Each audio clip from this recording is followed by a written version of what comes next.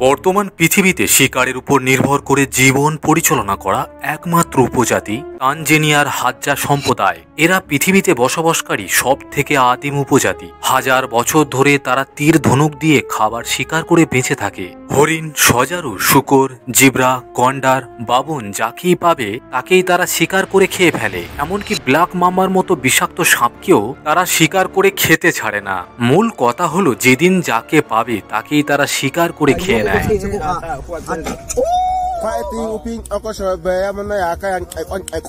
আনুমানিক 12 থেকে 1300 সদস্য নিয়ে তানজেনিয়ার ইয়াসিং নদীর তীর ঘিরে এই উপজাতিদের বসবাস।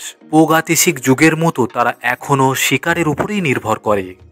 তারা বেঁচে থাকার জন্য আর কোনো কাজ জানে না। শিকার ধরতে হাড় ভাঙা পরিশ্রম আর যাযাবর জীবন তাদের অকাল মৃত্যুর অন্যতম কারণ। এই উপজাতির সদস্যদের গড় আয়ু মাত্র 31 বছর। লম্বা সময় ধরে বেঁচে থাকলেও এখানে বেশিরভাগ মহিলাই একা থাকেন। হয়তো তাদের স্বামী মারা গেছে, নয়তো তারা কখনোই পরিবারই গঠন করেননি। দিনভর জঙ্গল থেকে ফলমূল, মধু, আরণসহ শিকারের পর ছেলে বুড়ো সবাই মিলে গাঁজা শোভন করেন। সেই কয়েক শতাব্দী ধরেই জঙ্গলে বসবাস হলেও থাকার জন্য এরা গাছ কাটে না, বরং শুকনো ঘাস আর লতাপাতা দিয়ে তারা সাময়িক ঘর তৈরি করেন।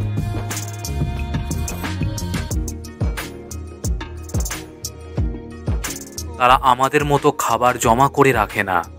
প্রতিদিনকার খাবার প্রতিদিনই সংগ্রহ করে কাটায় তাদের জীবন। শিকার ধরতে প্রতিটি হাজ্জা সদস্য দিনে প্রায় 14 থেকে 15 কিলোমিটার পথ হাঁটেন।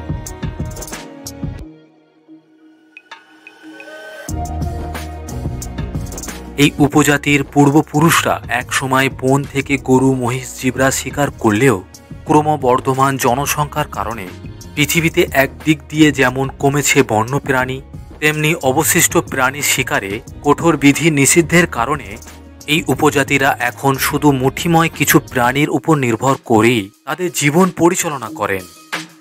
এই উপজাতিতে পুরুষ সদস্যরা নারীদের গোসল করতে খুব একটা গুরুত্ব দেয় না। তাদের ধারণা যত বেশি সময় ধরে নারীরা বিনা গোসলে থাকবে তারা তত বেশি আকর্ষণীয় হয়ে উঠবে। এখানে কোনো ধর্ম নেই। তারা আমাদের মতো নির্দিষ্ট কোনো ধর্ম পালন করে না। তবে নেতাত্ত্বিকরা একমত যে তাদের একটি শ্রেষ্ঠত্ব আছে। আমরা ধর্মকে যেভাবে সজ্জিতই করি না কেন, হাজ্জা সৃষ্টিদের মধ্যে রয়েছে সূর্য, চাঁদ, তারা এবং তাদের পূর্বপুরুষ।